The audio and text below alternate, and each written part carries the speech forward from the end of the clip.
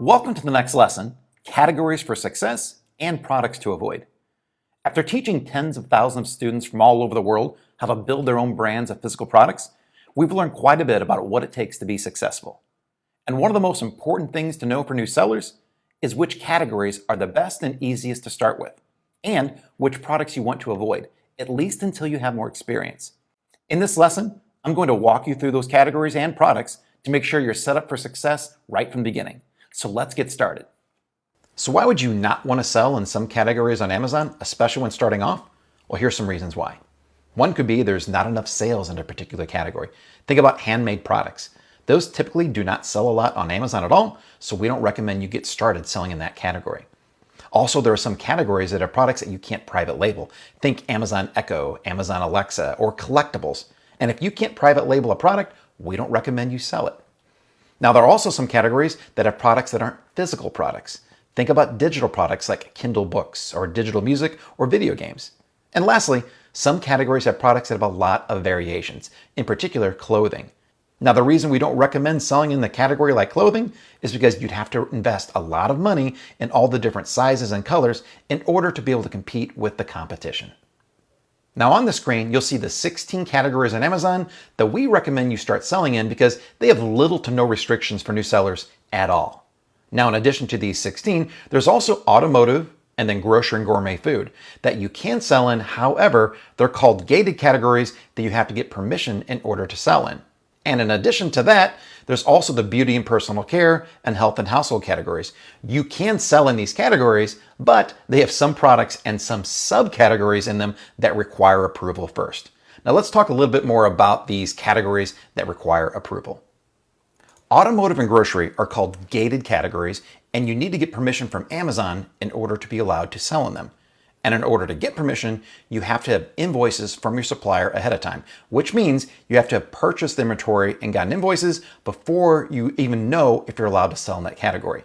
And that can be a lengthy and rather complicated process, which is why we don't recommend you sell in these two categories, at least for your first product. Now, once you've been selling for a while, it's actually a lot easier to get approved because Amazon sees that you have a lot of selling history and they make the process a bit easier. Now, if you want to see the details on exactly what you have to do in order to get approved, just go to amazingsellingmachine.com/gated categories and we'll guide you to the appropriate help page on Amazon that walks you through the process.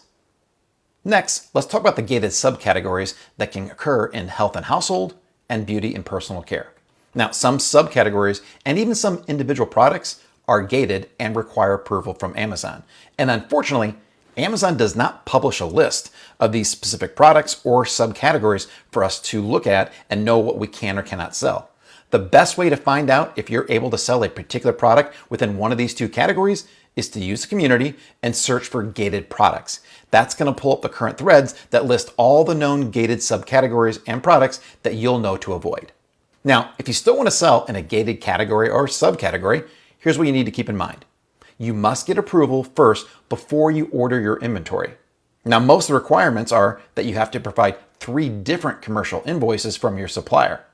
Now, there is another way around this. You can search on Google for Amazon ungating service. There are several services out there that claim to be able to ungate you. We don't necessarily recommend them, but we do know some members have used them. So if you really want to sell one of these categories and want to have someone else do the work for you, you can search and try out one of these different services. However, we strongly recommend that you just avoid them for your first product. Again, once you've been selling for a while, it is a lot easier to get approved to sell in any of these gated categories or subcategories. Now, in addition to understanding which categories are the best to get started in, there are also certain types of products that you'll want to avoid, at least for your first product. Now, why would we have a specific list of products to avoid? Well, there are several reasons. One could be oversaturation. We just know from experience that there are too many high-level sellers in these markets, so we don't recommend you as a new seller get into them. Also, some products could have patent issues, or there could be lots of other issues as well. They could have hazmat issues, import issues, liability issues, or they require special certifications like FDA approval. If you want to see a list of all these products, you can download that PDF from the sidebar. And avoiding these products, especially for your first product, is going to save you a lot of time and potentially a lot of money. Now, the last thing we're going to cover in this lesson are products that you should use caution when selling. It doesn't mean you can't sell these, it's just that you need to make sure that you understand the potential pitfalls that we're going to walk through right now. The first type would be products that are easily breakable or that are fragile. Now, the reason you want to use caution is because glass or other fragile products, they tend to have high return rates, which also results in negative reviews, which can definitely limit your ability to sell and make a lot of money. Now, if you do want to sell a product that is breakable, we recommend that you have packaging that can adequately protect it so that if something does happen, it gets dropped, it still doesn't break your product. There are also products that have potential hazmat issues. Now, if you want to know what a hazmat issue is, they're typically products that are flammable, combustible, or they contain lithium-ion batteries. And the reason you want to use caution is because Amazon does limit the number of hazmat products that they will store in their warehouses. They also may require special tests before they'll let you sell them. And also, air shipping is usually not allowed for hazmat products, which means your products will have to be shipped by ocean. And also, when Amazon ships them out, they can usually take more than just a few days to get to some locations because they have to go by ground transportation.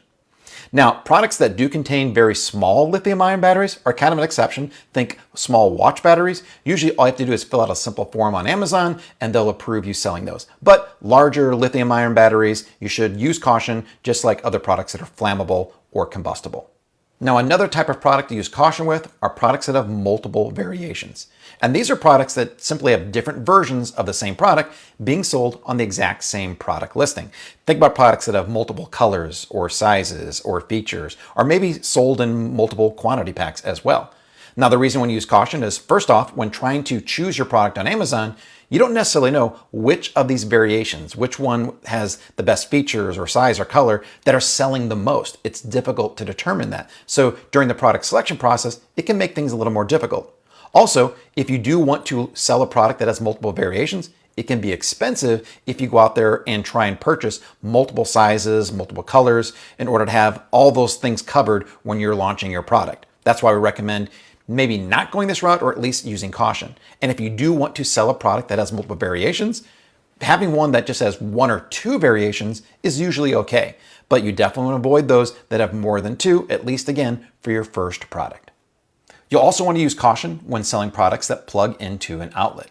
And the reason for that is that you could have potential product liability issues if something goes wrong and let's say it starts an electrical fire. In order to make sure that doesn't happen, you will want to definitely have excellent product quality. Just make sure that they're the best quality of products you can get. And Amazon may require some safety certifications as well for certain products to allow you to sell them. Again, if you want to sell these, just make sure you have those 3 bullet points covered and you should be able to. Now, textiles are another type of product to use caution with. Now, if you want to know what they are, they're basically products that are made out of fibers that are woven together. Generally, think of fabric. Although if you Google the definition of textile, it's very confusing. I just like to think of them as fabric, but in general, they have to be woven together in order to be considered a textile. Now, the reason they use caution is not because of the weaving process or these products are dangerous or anything.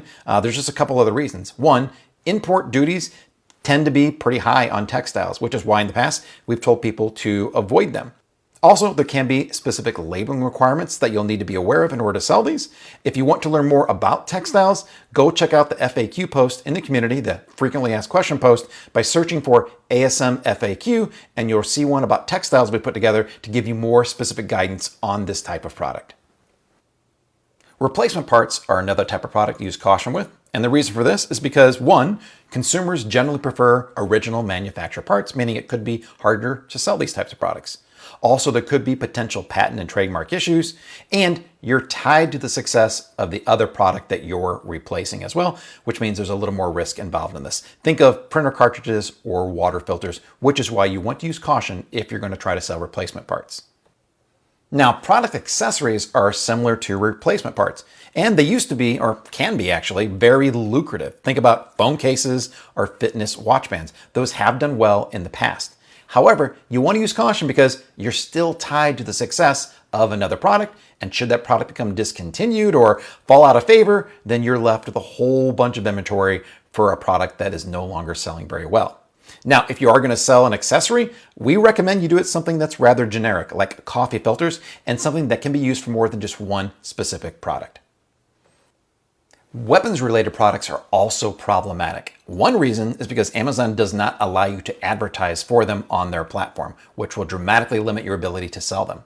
Also, Amazon may decide to not allow you to sell them at all at any point in time. And it's Amazon who decides if it's a weapons or weapons-related product, not you.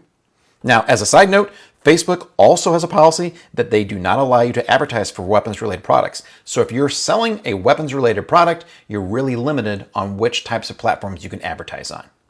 Pesticides can also be a problem to sell on Amazon. Now, the reason is because Amazon doesn't allow any pesticide or a product containing a pesticide to be sold unless you are based inside the United States. And in order to get approved, it can be a rather complicated process. We found that even using pesticide-related words in your listing can cause your listing to be blocked and taken down by Amazon. We call these trigger terms, and let me show you what they are. So you want to avoid using any of these terms. Even if your product is not a pesticide, if you have these terms in your listing, it could cause your product to be taken down, at least until you can convince Amazon that it's not a pesticide. But terms such as antibacterial, disinfected, antimicrobial, microbial, pests, bacteria, mildew, and mold all can cause Amazon to remove your product from Amazon until you can prove to them that it's not a pesticide. Now, baby products can also cause issues. It's not that you can't sell them, it's just that they require something called a child protection certificate. Not all of them, but many of them do. Now, it's not terribly difficult to get the certificate, but if you do decide to sell a baby product and Amazon requests this from you, you'll want to post in the community so we can give you assistance on how to get that, because the way to get the CPC can differ by product. Now, any products that have patents should absolutely be avoided. There's no other way around it. This also includes things like Disney or other large, massive brand names like Apple or Google. You simply want to avoid selling their products because not only could it be patent issues, but it could be trademark as well. Now, we're going to show you how to do a basic patent search later on in this module. And also, I want to recommend you check out in the supplemental lessons module, the interview we did with a seller lawyer that also talked about other intellectual property guidelines to keep in mind. Now, if you want to sell medical devices on Amazon, you'll also need to get approval because that's what Amazon requires. And unfortunately, Amazon does not give us a specific list of what they consider to be medical devices, nor do they give us a definition for it as well. But basically, if it's anything medically related, just be prepared that Amazon will consider it to be a medical device and they'll want you to be approved by them before they'll let you sell it. For an example, a posture corrector, they consider to be a medical device, even though it's sold all over the world and it's basically a belt that you wear around your waist. Now, the last type of products to use caution with, or probably avoid altogether, are coronavirus-related products. Now, these are products that are in high demand that help stop the spread of COVID-19, and they have been restricted for sale on Amazon, meaning that they actually have to approve you in order to sell them. These are products like face masks, hand sanitizer, medical thermometers, or anything else that can be considered COVID-19 related. Now, this time, we don't recommend you selling these types of products at all because we've seen too many people simply unable to do so. Now, if you have any questions at all, because let's face it, these category and product restrictions, they're not always black and white, and Amazon does not give us a specific list. So if you have any questions or doubt, simply use the community. That's exactly what it's there for. So now that you know which categories are the best to start in and which products you want to avoid, at least for the time being, be sure to download the attached PDF for easy reference. Then head on over to the next lesson, and I'll see you there.